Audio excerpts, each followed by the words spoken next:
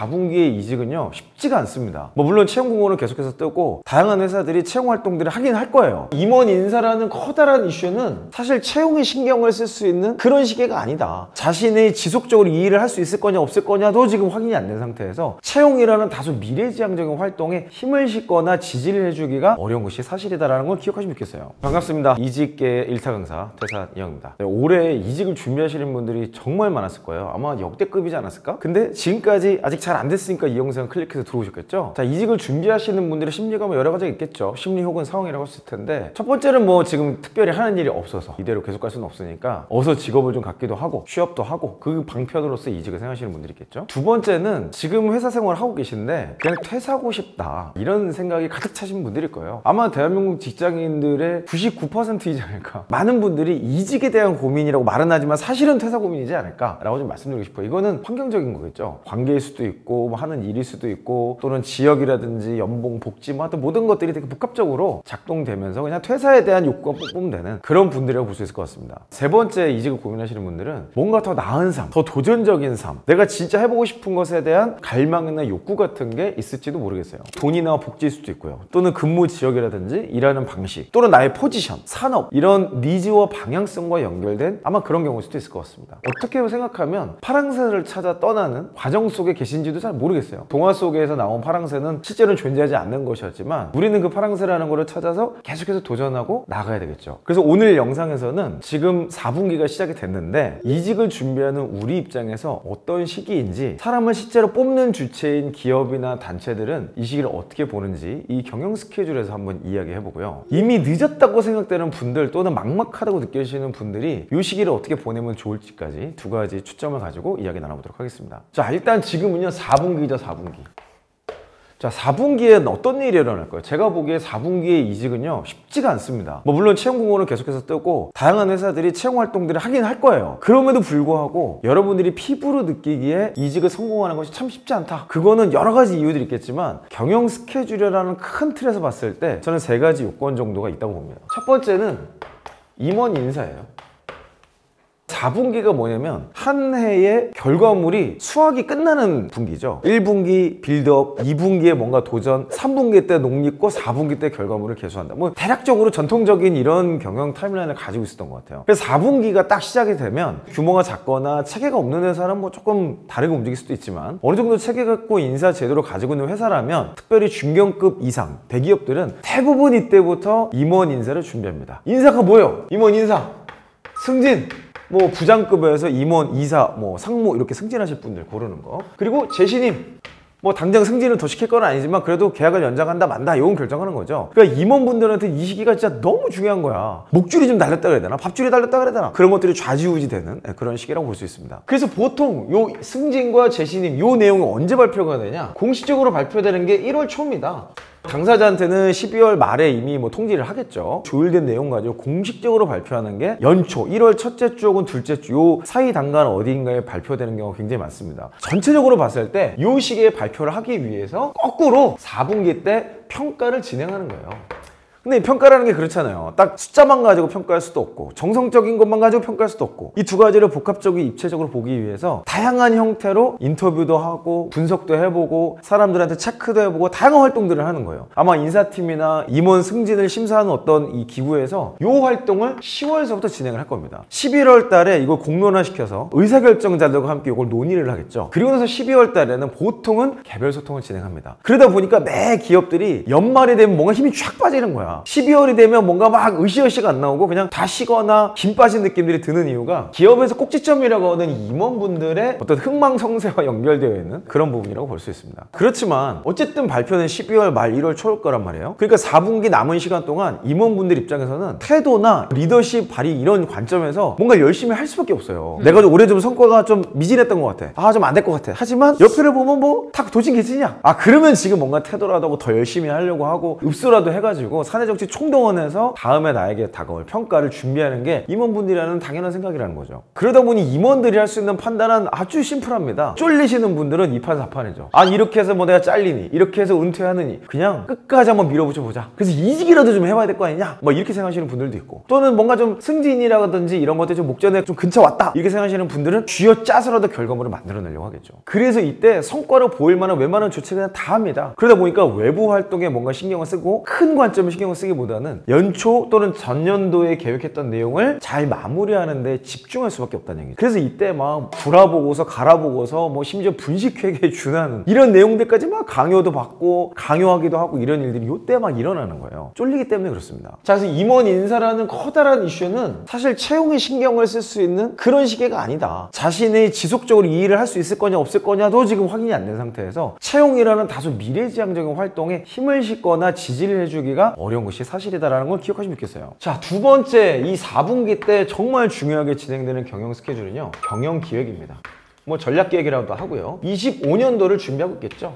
매 회사들이 4분기 때 보통 다음 연도를 준비합니다. 물론 경영계획을 정말 잘 짜고 특별히 OKR 같은 것들을 하는 회사들은 아마도 하반기서부터 미리 준비를 할 거예요. 그래서 4분기 때 필요한 테스트도 하고 조직도 좀 바꿔보고 그러면서 다음 연도를 체계적으로 잘 준비해 가겠죠? 근데 일반적인 기업들은 그렇지는 않습니다. 4분기 정도에 이제 결산을 어느 정도 작업을 하고 12월 달에 재조직화나 임원 승진 인사를 다 하고 내년 1월 1일부터 뭔가 요이 땅 하는 그런 분위기를 만들어 가려고 하는 거죠. 어찌됐건 간에 확실한 거는 4분기 때 경영기획이라는 빅 이벤트가 있다는 거예요. 경영기획을 이때 한다는 건 뭐예요? 아직 확정된 게 없다는 거예요. 사실 승진 TO라든지 투자라든지 이런 모든 내용들이 어떤 기획에 의거해서 얘를 달성하기 위한 프로세스 혹은 전략으로서 확정하는 거거든요. 근데 채용이라는 거는 일단 사람이 들어오는데도 시간이 오래 걸릴 뿐만 아니라 들어와서 온보딩하고 적응하는데도 시간이 오래 걸리죠. 그 사람 뽑는다고 바로 전략화가 되는 것도 아니고 상당 기간 온보딩 시간을 거쳐야 한다는 그런 특성이 좀 있어요. 굉장히 미래지향적인 상황이죠. 다시 말해서 경영기획이라는 게 확정되기 전에 채용에 힘을 쓰기가 굉장히 어려운 시기라는 겁니다. 그래서 이때는요, 경영기획 때는 피드백과 조정의 시기라고 말씀드리고 싶어요.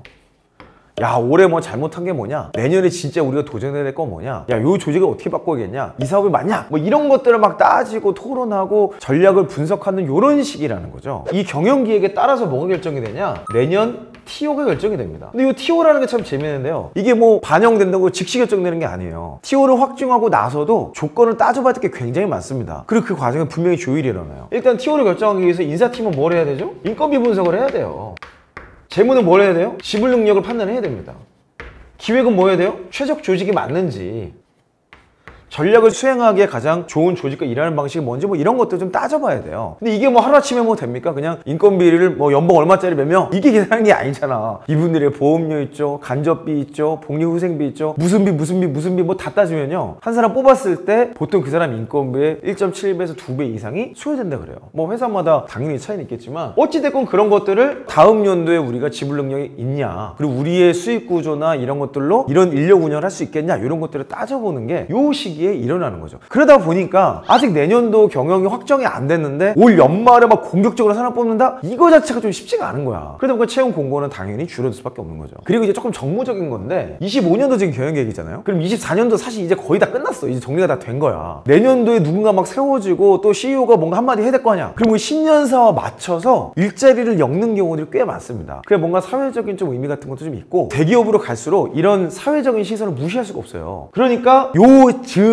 여러분 신문기사 한번 찾아보세요. 그러면 내년에 어떤 투자를 하겠다, 어떤 채용을 하겠다, 공격적인 채용을 진행하겠다, 막 이런 기사들이 계속 될 겁니다. 이게 기업들이 대부분 공보활동을 하는 거라고 좀 볼 수 있어요. 그래서 4분기 때 사람을 막 뽑기보다는 원래 있던 TO도 잠깐 홀딩하고 내년 연초로 미루거나 이렇게 진행하는 경우가 굉장히 많죠. 왜냐면 그 뽑았던 내용들을 어딘가 보고도 할 수도 있는 거고, 또 그 내용 가지고 신문 기사를 낼 수도 있는 거고, 여러 가지 활동들을 할 수 있기 때문에 조금은 의도적으로 연말보다는 연초로 모는 게 기업이나 단체의 기본적인 생리라고 볼 수 있습니다. 그리고요, 이 TO를 결정함에 있어서 가장 중요한 게 수익성입니다. 지금 뭐 우리나라 경제가 쉽지 않죠. 근데 수익성이라는 것이 어느 정도 확보됐냐, 구조가 얼마나 바뀌었냐, 이런 것들을 다 따져보고 채용이라는 활동을 진행하기 때문에 4분기 끝까지 한번 가보고 나서 판단하자, 이렇게 생각하는 경우가 굉장히 많다는 거죠. 그래서 이 수익성과 관련되기도 하고 경영기획과 관련되기도 하고 여러 가지 이슈 때문에 이때 집중해서 하는 게 뭐냐? 연차 소진입니다. 아, 또 뭐 이거 얘기하면 또 우리 회사는 저런 거 없네, 뭐 연차도 없네, 뭐 별의별 댓글이 다 달릴 수 있지만 일반 일반적으로 12월 달에 연차 소진을 하죠. 연차를 1년 동안 어떻게 다 씁니까? 그거 다 쓰기 쉽지 않아. 그렇잖아. 연말에 보통 연차 소진을 합니다. 아까도 말씀드렸지만 회사도 뒤숭숭해요. 뭔가 전략적으로 하기도 좀 어려워. 그리고 계획을 조정하는 단계이기 때문에 이때에 보통 연차 소진을 집중해서 사용하는 거죠. 그러다 보니 일반 인사팀 입장에서 어때요? 연차 소진하면 다 어디가? 놀러 가잖아. 이때 채용공고 백날 내봤자 지원을 안 하는 거예요. 자, 연말만 되면요, 항공사들 해외 여행객들을 위해서 증편한다고 난리예요. 그러니까 인사팀 입장에서 채용공고 내봤자 어차피 지원도 안 해. 그러니까 채용공고를 그냥 미루는 것으로 가는 경우가 굉장히 많다. 이거 이외에도 뭐 굉장히 다양한 이유가 있겠지만 요 두 가지만으로도 채용을 하는 입장에서 어마어마한 부담과 뭔가 좀 망설여지는 그런 환경이라고 볼 수 있죠. 자, 그래서 4분기를 제가 몇 가지 키워드로 요약을 하면 이래요. 첫 번째 키워드는 불확실성입니다. 이건 뭐 올해 좀 국한된 내용일지 뭐 장기적으로 가야 될지는 잘 모르겠어요. 지금 많은 기업들의 현황을 좀 보면요, 중견기업 이상 대기업이 뭔가 구조조정에 박차를 가하고 있다는 것들을 여러 가지로 좀 볼 수 있습니다. 최근에 나온 기사도 좀 보면요, 삼성은요 해외법인의 임직원의 10%를 감원했다고 그래요. SKO는 생긴 지 사실 오래된 회사가 아닌데 출범 후에 최초로 희망퇴직 착수를 했고요. 롯데온도 올해 6월에 희망퇴직, 지마켓도 9월 말에 희망퇴직, 인텔은 파운드리 본사, 폭스바겐은 독일 내 공장 2곳까지 폐쇄를 했대요. 뭐 물론 인텔이나 폭스바겐은 우리나라 회사는 아니지만 반도체에 영향을 주는 또는 자동차 업계에 영향을 주는 회사이기 때문에 사실 우리나라에도 곧 저 영향이 올 수밖에 없겠죠. 자, 롯데그룹에서 일어났던 강도 높았던 구조조정들 지금도 여전히 진행 중입니다. 최근에 SKT에서조차 희망퇴직인가요? 기존 속상 희망퇴직은 아니다라고 뭐 관계자가 발표를 하긴 했지만 그거 뭐 사실상 희망퇴직이지 뭐. 통신업계의 SKT 그러면 사실 이거는 거의 정해져 있는 수익률, 정해져 있는 싸움이거든요. 그런데도 지금 이런 것들 선제적으로 진행한다는 것 자체가 예사롭지 않은 상황들을 보여준다고 볼 수 있습니다. 그래서 이제 불확실성에 마주한 시기가 24년도 4분기가 가진 첫 번째 현실이라고 저는 보여지고요. 그래서 아마도 25년도 계획을 짜기가 굉장히 어려운 상황일 겁니다. 기업들 입장에서는 코로나 이후에 계속 그랬는데 지금 현재 선택 장애 상황일 확률이 높아요. 이것이 저만의 기후이길 바랍니다. 많은 기업들이 일로 가야 될까 절로 가야 될까 갈팡질팡하고 이런 시행착오를 코로나 때 이미 많이 겪었어요. 그리고 23년도부터 엔데믹이 본격화됐고 24년도는 이제 다시 코로나 이전도 아니고 이후도 아니고 막 애매한 시기로 이제 갔단 말이죠. 그럼 25년을 어떻게 바라보실 거냐에 따라서 아마도 많은 기획과 결정과 그에 따른 TO가 확정이 되겠죠. 자, 세 번째는 지금까지 있었던 트렌드긴 하지만 수시 채용이 더 강화될 것 같습니다. 수시 채용은요, 채용팀 입장에서 에너지가 많이 들어가는 채용이에요. 공채는 솔직히 좀 쉽거든요. 그냥 채용 공고 따르고 사람들 막 우우 모아가지고 자소서 보고 면접 보고 그리고 나서 합부를 발표하면 그만이야. 물론 그것도 쉽지 않죠. 그런데 수시 채용이라는 건요, 사업부별로 필요 TO를 그때그때 확인해야 되죠. 어떤 사람이 필요한지에 대해서 그때그때 분석해야 되죠. 채용 프로세스를 사람 단위로 계속 해야 돼. 혹은 부서 단위로 계속 해야 돼. 에너지가 많이 들어 어쩔 수 없어. 그럼에도 불구하고 수시 채용이 더욱더 강화될 것으로 보입니다. 사실 23년도 4년도를 지나오면서 수시 채용으로 바꿨다고 말은 했는데 수시인지 공채인지 조금 헷갈리는 채용들이 여전히 많이 있었어요. 근데 이 경제적인 불확실성과 선택이 계속해서 바뀔 수 있습니다. 내년이 경제가 어떻게 할지 잘 몰라요. 어쨌든 그런 상황에서 계속 바뀔 수 있겠죠? 그런 상황에 따른 수시 채용이 더욱더 강화될 것이 현재로선 예상이 된다. 그래서 4분기가 기업 입장에서 함부로 채용을 결단하기 어려운 시기라는 걸 여러분들이 이해하시면 좋겠어요. 제 얘기 듣다 보니까 뭐 이직 이미 글른 것 같아. 이번 생각 끝났어. 뭐 이런 생각 들죠? 하지만 그럼에도 불구하고 또 솟아날 구멍은 있습니다. 그럼 이제 어떻게 해야 되냐? 이 얘기를 좀 말씀드려 볼게요. 제일 중요한 건요, 실제적인 이직 준비입니다. 내년 2월을 준비하세요. 1년 중에 가장 많은 포지션이 열리는 게 2월, 3월입니다. 보편적으로 신입들에게 공채가 3월과 9월이라면 경력한테는 그게 2, 3월이에요. 그래서 2, 3월을 지나고 나서 3월부터 이어지는 신입 공채에 요즘에 워낙 중고 신입이 많기 때문에 여기서 경력 공채가 안 되면 일로도 들어올 수 있게 경력 무관으로 여는 경우들도 굉장히 많죠. 그래서 내년 2월을 준비하는 것이 가장 현명한 선택입니다. 제가 보기엔 연말에 막 난리 쳐봤자 잘 안 될 확률도 매우 높고요. 난리 치고 싶어도 난리 칠 만한 대상 자체가 없을 수도 있어요. 매년 그래 왔고 경제가 좋을 때 안 좋을 때 사이클은 있었겠지만 기본적으로 볼륨의 차이일 뿐 계속해서 반복되어 왔던 여정입니다. 자, 그래서 내년 2월을 준비하는 건데요, 내년 2월 그러니까 또 여러분 뭐 그럼 좀 시간 많이 남으면 이렇게 생각하죠? 얼마나 남았을 것 같아요? 시간 얼마 안 남았어. 실제 4개월이에요 4개월. 지금 벌써 10월 초잖아요. 이 영상 보고 이직 준비하겠네? 그리고 나면 10월 끝나. 그리고 나면 11월이잖아. 어떻게 하다 보면 찬바람 불고 12월 연말 또 우리 센치지잖아. 그 연초에 또 한번 푸샤푸샤 해보고 나면은 그냥 2월 오는 거예요. 제가 이 내용들을 좀 현실적으로 좀 까보면요, 이 4개월 중에 연말 연초 2달은 뭐 사실 에너지도 없어. 하기도 쉽지 않아요. 그리고 2월부터 시작되니까 제외. 그리고 10월은 뭔가 준비되잖아. 그럼 사실 4개월이라고 말은 하지만 사실은 1.5개월 정도가 남지 않았나라는 생각이 들어요. 실제적으로 여러분이 엄청난 의지를 가지고 무언가 뭔가 해봐야지, 제대로 준비해봐야지 할 수 있는 시기가 제가 보기엔 한 1.5개월 정도이지 않을까. 그래서 이걸 진짜 하기 위해서 필요한 내용이 뭐냐면요, 일단 경력기술서를 만드는 겁니다. 사실 제가 경력기술서라고 말은 했지만 를 기반으로 진단을 해보셔요. 진단. 지금 내가 어디까지 왔고 얼마나 준비됐고 앞으로 얼마나 승산이 있을지에 대한 진단을 해봐야 되는데, 진단하기에 가장 좋은 아이템이 경력기술서입니다. 이건 뭐 대단한 돈이 드는 것도 아니고 그냥 여러분이 집에서 작성해 보시면 돼요. 물론 이제 비교를 하거나 이럴 때는 데이터가 좀 필요하겠지만 기본적으로 이걸 쓰는 과정에서 여러분들도 자신도 생기고 어떻게 될지도 알게 됐고, 아 내가 이런 게 부족하구나라는 것들을 자가적으로도 좀 진단할 수 있어요. 그리고 경력기술을 만들어 놓으면 4분기 가기 전에 한번 지원해 보는 거죠. 뭐 붙으려고 가는 게 아니라 내가 어느 정도 경쟁력 인재를 확인하는 차원에서 지원하는 것도 충분히 가능하다. 경력기술서를 쓰면서 반드시 진단해야 될 포인트가 있습니다. 첫 번째는 물경력 여부예요.